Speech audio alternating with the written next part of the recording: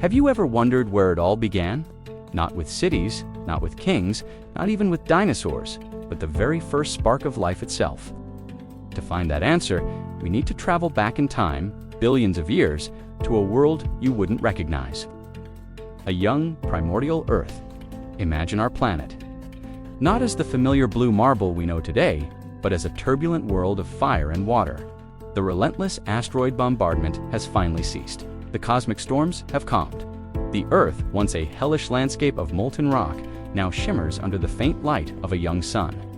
And covering its surface, stretching from pole to pole, are oceans of endless, pristine blue. Steam still rises from freshly formed volcanic islands, hinting at the immense heat still churning deep within. It's a quiet world, a water world. But beneath these seemingly tranquil waters, something truly extraordinary is about to happen. A grand experiment is waiting to begin. This is the story of our very first ancestor, the origin of every living thing that has ever existed. Let's dive deep, plunging miles beneath the surface into a realm of absolute darkness. Here, there is no sunlight, only the crushing pressure of the ocean above. But this abyss is not empty. It's a dynamic chemical powerhouse. Look, their glowing structures rise from the seafloor like alien cathedrals. These are hydrothermal vents, fissures in the Earth's crust spewing out superheated, mineral-rich water. They are the planet's own chemical factories. In this cosmic soup, a chaotic dance is underway. Carbon, hydrogen, nitrogen, oxygen, phosphorus, sulfur, the fundamental building blocks of you, me, and every blade of grass are swirling together. They're energized by the planet's internal heat, by bolts of lightning striking the ocean's surface far above, and by the constant bombardment of ultraviolet radiation from the sun. Time itself, stretching over millions of years, becomes the crucial ingredient, allowing for endless combinations and reactions. It's nature's grand experiment, a process of relentless trial and error. And slowly, beautifully, out of that primordial chaos, the first hints of order begin to emerge. The first organic molecules, fragile, simple, yet brimming with unimaginable potential, are born. Back in that deep, dark ocean, the story gets even more interesting. Those simple molecules, formed in the heat of the hydrothermal vents, didn't just float around aimlessly. They began to connect, to link up, forming longer, more complex chains. Think of it like tiny Lego bricks clicking together. Amino acids, the components of proteins, started to form, and then lipids, fatty molecules, centered the scene. Now, lipids have a peculiar and wonderful property in water. They naturally arrange themselves into spheres.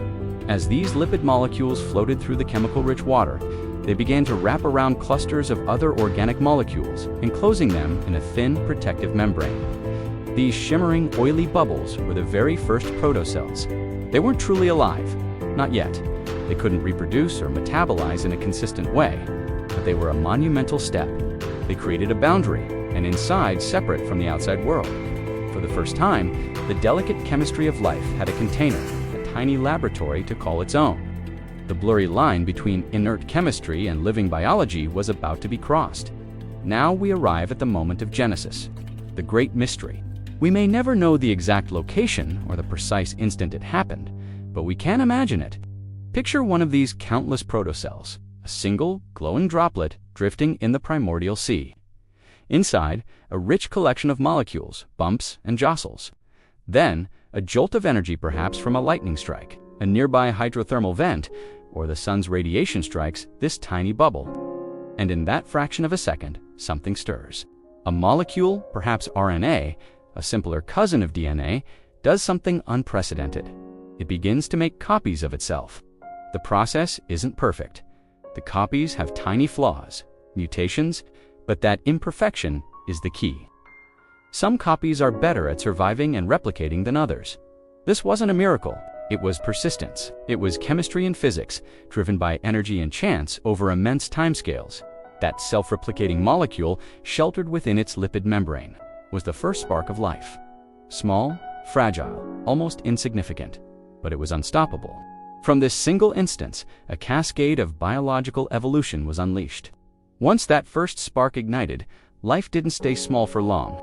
These simple, single-celled organisms began to multiply. One became two, two became four, and soon a microbial bloom of unimaginable scale was underway. Through the vastness of the oceans, life spread. It was a slow, silent conquest happening on a microscopic level.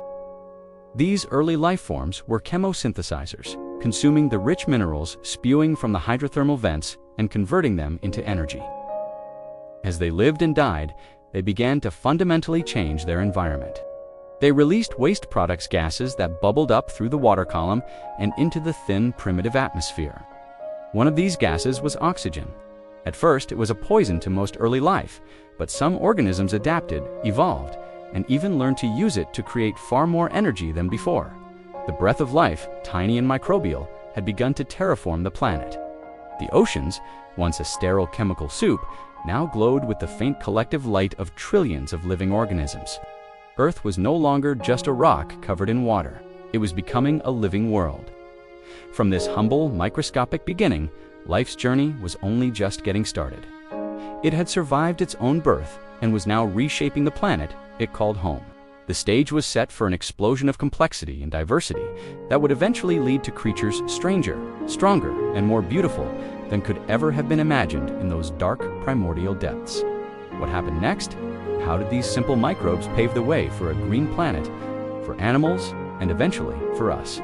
The next chapter of our story will see life take over the world, transforming it into the vibrant home we know today. The planet will never be the same again. Thanks so much for joining us on this journey back.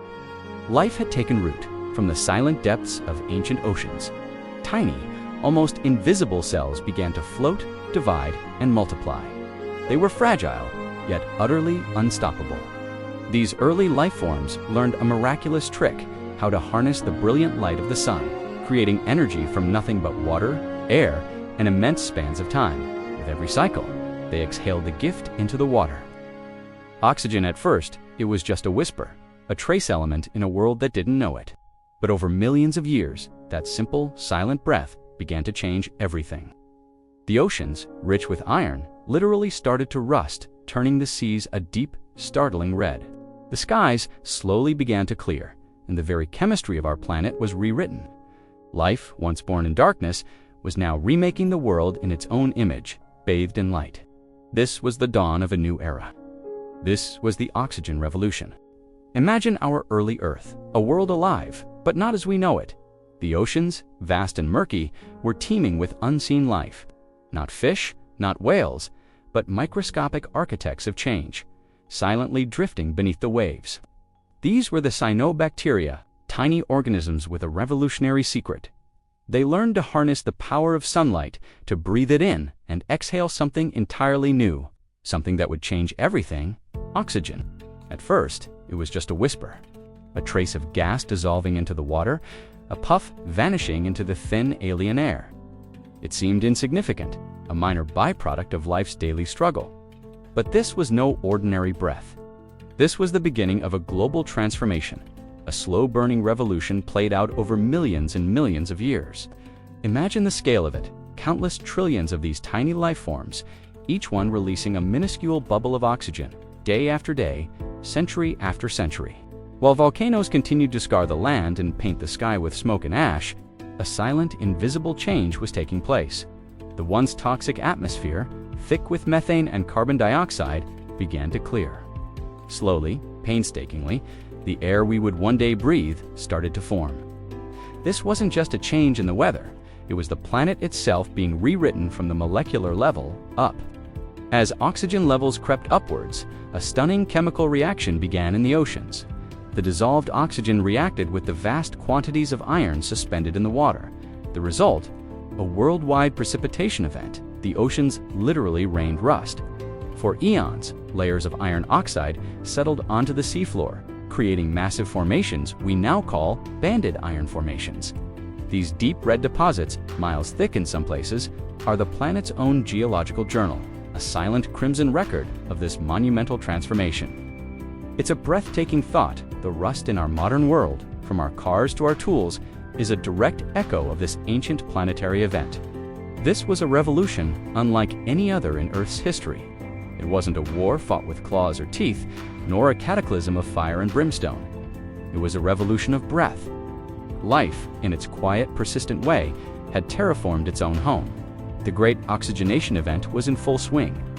A planet once hostile to life as we know it was becoming a cradle for it. But this new, oxygen-rich world came at a terrible price. For the vast majority of life on Earth at the time, the anaerobic organisms that had thrived for over 1 billion years, oxygen was a deadly poison. It was a corrosive, reactive gas that tore apart their cellular machinery. The very air that promised a future for new forms of life meant extinction for the old. The world experienced its first, and perhaps greatest, mass extinction. Billions upon billions of tiny lives, the pioneers of this planet, were wiped out. They were the casualties of their own creation, victims of the very air they inadvertently helped to produce. The oceans, once teeming with the diverse array of anaerobic life, became a graveyard. It was a planetary holocaust, a silent, microscopic apocalypse. Life was nearly extinguished by its own success.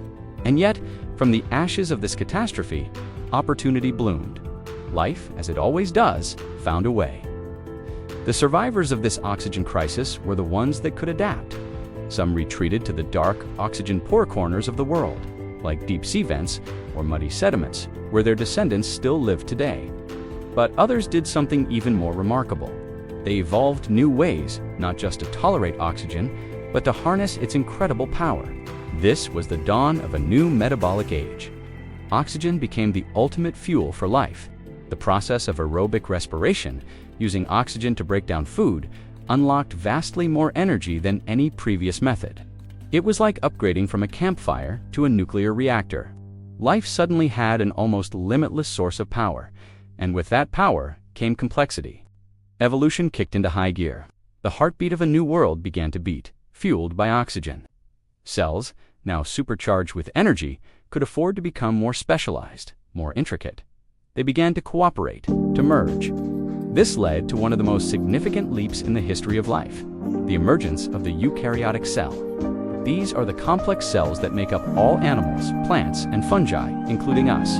They are larger, more organized, and contain specialized structures like mitochondria, the powerhouses of the cell, which were likely once free-living bacteria that were engulfed and put to work. For the first time, life had the energy budget to build bigger things. Cells banded together to form the first multicellular organisms. They weren't just colonies of identical cells, they were integrated beings with different parts, doing different jobs. This was the foundation for every complex creature that would one day walk, swim, or fly. From the smallest insect to the largest whale, all of it was made possible by the energy unlocked during the Great Oxygenation Event. The visual transformation of the planet was just as dramatic.